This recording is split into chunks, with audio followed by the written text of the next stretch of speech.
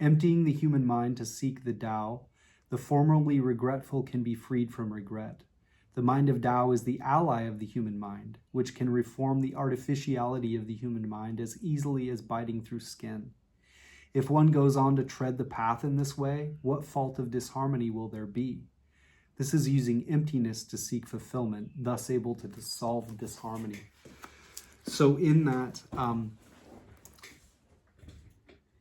you can develop the mind of Tao in practicing the I Ching, for instance, accompanied by deep meditation, some things that I've done, and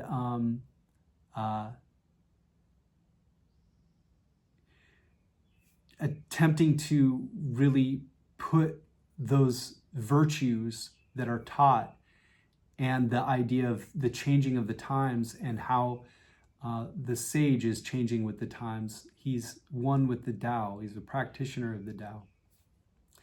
Put those things into practice and they can help steer your mind and your subconscious to the point where your human mentality and that mind of Tao can be almost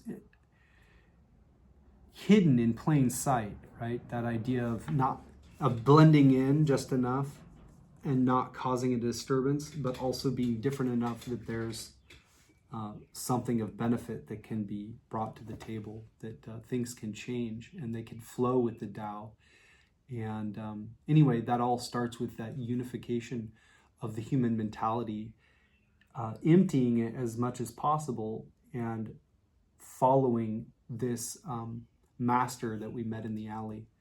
And going along with the 5 thieves, joy, anger, lust, I forgot all of the ones, but these things, we go along with them enough to introduce guidance. And we don't have to leave the world entirely or like float up into a cloud and disappear.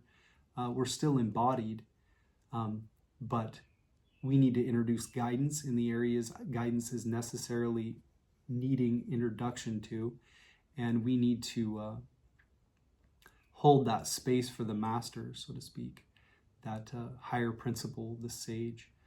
And hopefully what can happen is that there can be almost like a merging of those two, the self and the ego, so that even the ego is doing the master's work, even if it's in a subtle way.